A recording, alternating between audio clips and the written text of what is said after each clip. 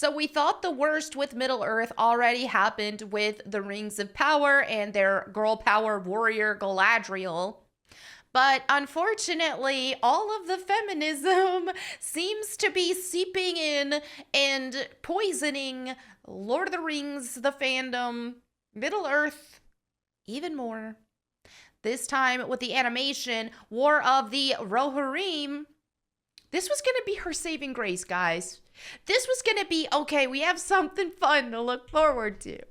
But no, it looks like it is also being poisoned with feminist narratives. So let's go ahead and dive into this video. Screen Rant made this article here saying, step aside, Galadriel, War of the Rohirrim will be the feminist story Lord of the Rings actually needed. Lord of the Rings didn't need any feminist story. Who is this even for? Who wanted this? Who asked for this? I didn't. I know I didn't. And I know a lot of people didn't. But alas, this is where we're at. Let's go find out what's going on with this stuff. And I was excited for this, man. They had Miranda Otto doing some narration and stuff. It was like, okay, are they actually going to do this for Lord of the Rings fans, for Middle-earth fans, or in my case, you know, I'm just a fan of like the Peter Jackson stuff, but still, I digress. This was something to look forward to, and now it's like, wait a minute. I'm already tuning out. I don't want modern day narratives inserted into this or anything else, especially all the feminist stuff. You can just not, please. All right, let's find out what's going on. The Lord of the Rings, The War of the Rohirrim will introduce a new female protagonist, and she may be the best possible feminist icon for the Lord of the Rings franchise.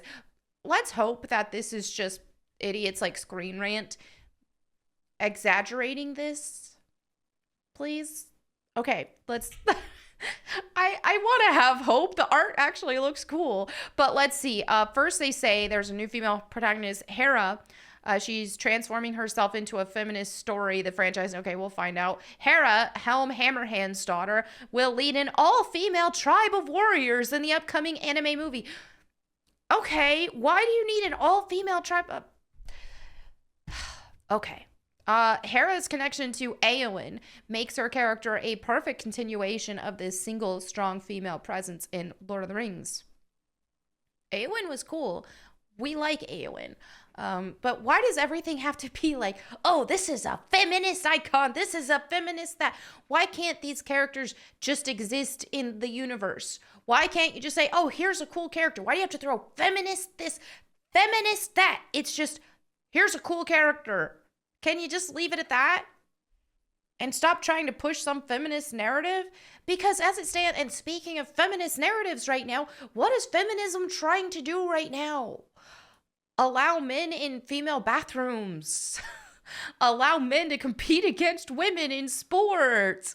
Feminism doesn't give a crap about women. All it's done is hurt us. All right. So let's continue. Tolkien's books were woefully short on prominent female characters, with a select few, including Éowyn from Rohan and the elf Galadriel. Here's something that people fail to realize, and that this gets frustrating as a woman who's into nerd culture stuff, is they assume that they have to add more female presence into this stuff for us to like it. And that is not the case. Look at gaming. Look at those of us girls who have been interested in gaming since before it became super popularized into more nerd culture stuff in general. There are so many things that we like that had male-dominated characters, that had male stories. And that's okay. Not everything that if they want to get women in... Oh, we want women to like this. You don't have to add women to it. Look at Gears of War. The original had a huge female fan base. That's a very masculine, more masculinized series of games, especially early. Now, they tried to include more women and stuff, but I remember back when like the first couple Gears games came out, even though like the first Gears game, a bunch of women loved it. Like, that's the thing, is we can still enjoy TV shows, movies, video games, whatever, that have a male cast, predominantly male cast. Even look at something like Jujutsu Kaisen, the anime or manga that has a huge female fan base. Now, they do have some strong female characters in Jujutsu Kaisen, but if you ask anyone any woman who is a big fan of Jujutsu Kaisen, like myself, are we a fan because of the women in it? No. Ask any of us, who's your favorite character in Jujutsu Kaisen? Most of us will be saying Gojo, or will be saying Toji. Okay. Nanami, he has a huge female fan base. I mean, dude, these are a bunch of strong men kicking butt. We love it. You don't have to have female characters for us to like them. And when you look at Jujutsu Kaisen and the people who do like the female characters it's usually the dudes who like them more than the women. So stop this whole, oh, you have to be seen to like something. It's embarrassing at this point. And it feels embarrassing as a woman to be told, oh, you will like the War of Rohirrim now because we've got women in it. That's just insulting. It's like, oh, so I couldn't like it until I saw a woman in it?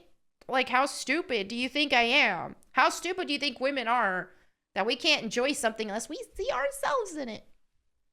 All right, so have attempted to make some changes. Lord of the Rings of Power, lean into Galadriel's warrior status, which nobody asked for and nobody liked. Yes, it was controversial. All right, so Hera may be a different story. Let's see why.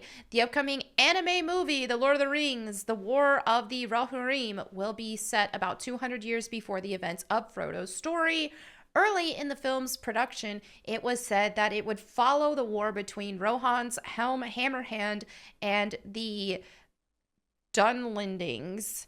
While this is still true, it has since been revealed that War of the Rohirrim will center more on Helm's daughter, who was unnamed in Tolkien's version of the story. While such changes or extensions of Lord of the Rings canon are typically frowned upon, this may be an exception.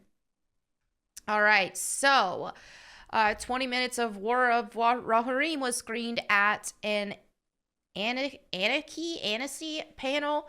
And during this short preview, the film's new protagonist was introduced. While the story will still follow Helm Hammerhand and his war against the Dunlendings, which is one of the more exciting stories involving Rohan from Tolkien's Legendarium. The film will more specifically center around Helm's daughter Hera. This is an interesting change since in canon, this fateful war began when Hammerhand refused to marry his daughter to a Dunlending's Lord Wolf. Okay. So they're saying that, okay. So this film is centering around that. Oh. Well, okay, there's still some ties there. They're taking some creative liberties. Okay. Helm's daughter. Okay, they were calling on an all-female tribe of fighters for help transforming this Lord of the Rings tale into this sort of feminist story. The franchise. Okay, who said that though? I need to see if production said that or not, or if that's just Screen Rant being retarded. Helm's daughter had little else to do with the story in Tolkien's version of events, but War of the Rohirrim is making a change. It's at some point you have to ask, if you're gonna veer that much off of the source material, then why don't you make something new? Why are you continuing, or why are you going to make something based off of a book if you're not even going to follow it? The screening revealed that the newly dubbed Hera would take on a warrior role, forced into a position of leadership following Hammerhand's decisions. The character will call on an all-female tribe of fighters for help transforming this Lord of the Rings tale into a sort of feminist story the franchise needs, blah, blah, blah. Here's the thing is, like, if you're going to have an all-female warrior tribe, and if they don't have special powers or ability or magics or anything like that, then you just have an inferior... fleet. Okay, we're going to have a tribe of weaker vessels taking over. It's like, why do you have to have them in more of a... I don't get it. What is setting them apart to make them actually be a force to be reckoned with, versus if you were to have a male fleet? You know, what is that? if they had special abilities, if they had special powers, or if they had a special battle style that was different and more suited for that. I don't know. But this is just weird whenever you're putting a female character and you're making her like a man. Okay, let's make her just like a dude. I don't know, man. I don't know. And I like whenever they do girl power right. I love a nice girl power thing. I mean, look, I've got Claymore right here. Let's look at Claymore, for example. These were female warriors who were possessed by Yuma, like these demons, and they had to fight these demons. But what made the Claymore, why they were all female, is because the females were able to control it more than the males in terms of, okay, they're possessed by the Yuma can take over and turn them into a complete demon. The men couldn't control that as much as the women in this universe did. So that was something that made sense. It wasn't, oh, we're have all female warriors because they're just have more brute strength than they have. They're more man of a man than a man. Like, they actually made it work in that whole universe to make sense of, oh, well, the women in this universe were able to control their humanity versus the demon taking over inside of them. So for something like that, they made something work, and it wasn't a girls are better than boys type thing. It just worked for that universe. So what is it in this universe that you can justify an all-female army and make it make sense? I'm curious to see how they even, if that is even attempted. Hera isn't Hollywood's first attempt at giving female characters more prominent role. In The Lord of the Rings, Peter Jackson's movie trilogy made Arwen a much stronger feature of the story, making her a part of Frodo's rescue when she didn't even have lines in Tolkien's books.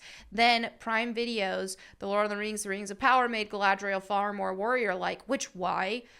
They nerfed her. They wanted to try to make her more empowering, but she could never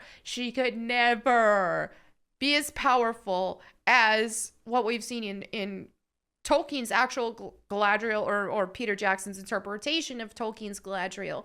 So they nerfed her. They tried to make her, I don't know. I have so many questions on the decisions they made with her in many areas. The fact that they picked like a 5'3" actress to portray this as well makes no sense. Galadriel is this very tall, ethereal woman, or elf woman. So I question their decisions in multiple areas. Instead, they gave us like this little whiny, insufferable girl who's barely as tall as a hobbit. And we were supposed to believe that she was this powerful warrior. Don't get it. So while Tolkien once described Galadriel as Amazonian in the First Age, Amazon has been accused of taking this too far for pandering. They didn't even pull that off. They didn't even make her Amazonian. They made her just some little insufferable character. So anyway, that's what's going on with this. So it's going to hit theaters on December 13th. What we've seen with this first look and some of the art here, I mean, I think it looks pretty good. The art does. I like the style. That dude's handsome. She's pretty. She looks feminine. They didn't make her look like a dude. So I will give them that. I don't like how Screen Rant is describing this as a feminist tale. There definitely are a lot of changes, and there's things that why is she leading an all-female army? For example, is this explained? Am I at the point where I'm going to completely write this off right now? No. I think I might have a little glimmer of hope here. Now, if the actual production, the marketing, if they're trying to say, oh, this is a feminist story, by the way, then yeah, I'm checked out. But hey, we do see a beautiful feminine looking woman here. This is a masculine dude, a handsome dude. It definitely isn't giving that whole Netflix vibe of what they're doing with all their crap. So is this a bunch of is this being blown out of proportion from journalist outlets, or are they actually trying to create a feminist tale? We'll see. I'll still consider watching it. We'll see what it could be good. I haven't lost all hope, but yeah, will I find it disappointing if they don't find a way to explain why she has an all-female army, why it works. If they are going to try to make this a feminist story. But anyway, we'll see what happens with that. Not all hope is lost, but it's definitely not looking the best right now. But let me know what you guys think in the comments below. Thank you all so much for hanging out with me today. If you would like to support my channel, please consider becoming a member here on YouTube, because they do like to demonetize my streams. A lot of our channels in general right now who are speaking out against all the woke stuff going on in our entertainment are being demonetized quite often, which fortunately for me, I haven't experienced that with a lot of my videos as of yet, but certainly with my live streams. So if you would like to support the channel, please consider becoming a member and getting that butter icon by your name. Also, if you want me to read the Bible to you, check out my Bible channel, Bible Time with Melanie Mack. I would love to see you all there, and then my live streams every Thursday. So anyway, thank you all so much for hanging out with me. Let me know again what you think in the comments below. I'll catch you next time, and in the meantime, go boom.